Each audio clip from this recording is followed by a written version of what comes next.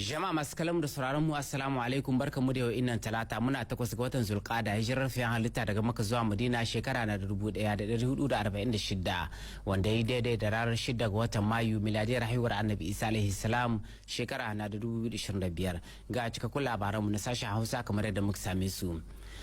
Daga nashi waje shugaban hukumar jin daɗin mahajjata na ƙasar Nijar mai barin gado Sheikh Ben Salah Ali a ranar yau innan talata ne ya jagoranci wata ganawa ta keke da keke da shugabannin haɗakar kamfanonin aiki hajji da umra da kuma shugabannin wato kamfanonin jirage da za su yi shigilar maniyata aikin hajjin wannan shekara ta 2025. Wannan ganawar da an yi ta ne domin tattaunawa kan inda aka kwana da kuma shirin dagawa a hukumance a ranar alhamis innan da wato da ke tahi a bekar aikin mu ya atu mamadu da kuma nasiru na kakali na daga cikin wanda suka halarci wannan zaman taron ga rahoton ya atu. A hukunce kamfanin hajji uku ne suka sa hannu domin shigilar mahajjata na wannan shekara ta 2025.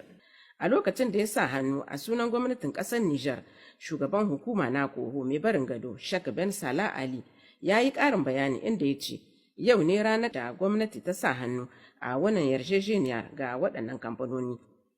Muna fatan komi zai tahi daidai da ikon Allah tare da ma ƙasa addu'a, in ji Sheikh Ben Salah. Kamfanin zirga-zirga Fly na Saudiya, abokin hulɗar Niger Airlines da wasu ƙarin kamfani biyu na Libya Fly Oli da Africa suke da nauyin jigilar mahajjata 9,534 na vol shelter da 3,324 vol regile. Sheikh Ben Salah Ali ya kai safifiyar godiyar shi ga haɗakar kamfanonin hajji da umara. Duka dai a cikin shirye-shiryen na hajji da umara, Madam Bubakar Hajiya Hindatu, kamfanin Agence Umul Qura ta yi bayani dangance da wannan taro. Yau ka ga mu koho mun taro mu da masu jirage da 'yan sandika ke aikin hajji da umra.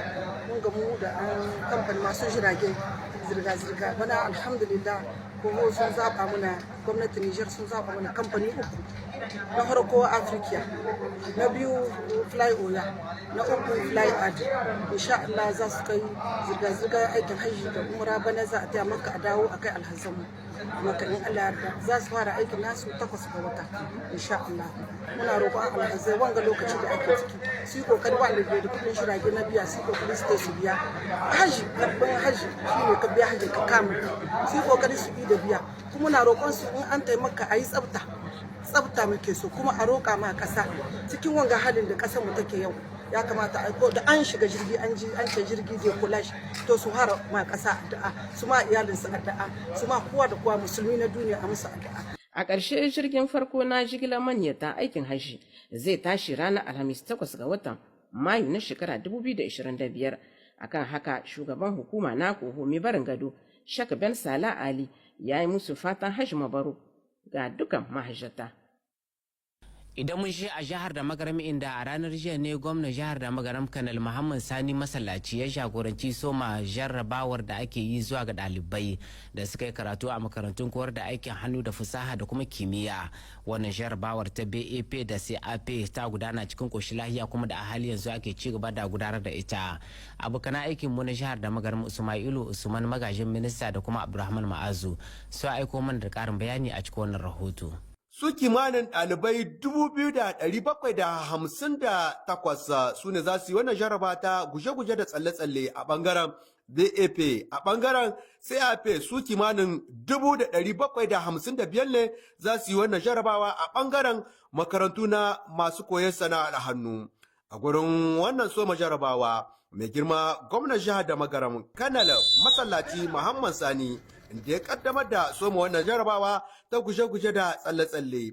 Bayan nan kuma sai ya kasance inda ya kaddamar da soma jarabawa a rubuce bangaren wanda ba sun samu ba yin wannan guje-guje da tsalle-tsalle wanda ake ce musu dispense a turance. A nan wannan guri mai girma gwamnan jihar da magaram ya musu galgadi bisa kan su tsaya su yi jarabawa wannan a nitse kuma ya musu fatan Allah ya ba mai rabo sa'a. Don jin mahimmancin wannan jarabawa ta guje-guje da tsalle-tsalle, babban darakta na jiha a bangaren ilimi Idi Adamu ya mu ƙarin bayani. To shi muhimmancin wannan examen shi wani mutum ya sani duk wanda bai zo ya yi shi ba bai ma kamata ya zo ya yi wancan examen ba ko da yana da maki 19 cikin 20 in dai bai yi wannan ba examen kawai ya san da cewa daga nan ma an zub da shi ya faɗi a jarabawa.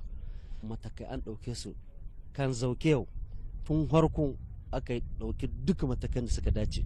A fuskar jihar da magaram a ɓangaren BAP wanda za su kula da wannan jarabawa wanda ake ce musu jiri guda 4 ne a cikin birnin da magaram guda 3 da ɗaya a cikin gunduma ta Tanut. A ɓangaren CAP su guda 12 ne cikin gundumomi guda kuma da 2 a birnin da magaram.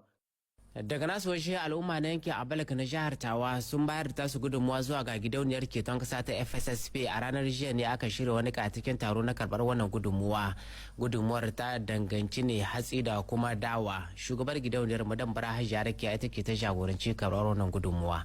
Bisa Abubakar na ɗaukar ƙarin bayani. A nan muna a OPVN tana babban birnin Yamai jamhuriyar Nijar.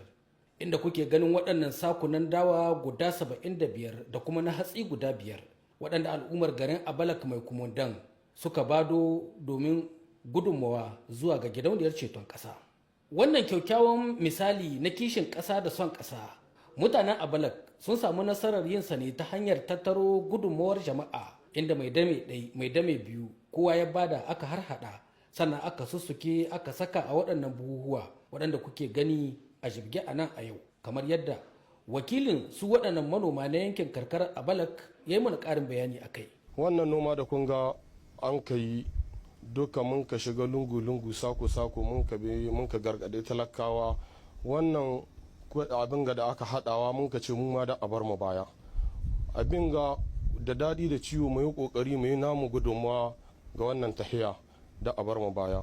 Kuma kowa ya karɓi kiran mu ya zo ya hannanta mana wannan amana, mun ka bada ta da daidai a na gidan gona ya kama mana da prefe da justice. Allah ya saka musu da alheri, kowa ya kama ya yi bakin gwargwado wannan abu ya zo gare ku.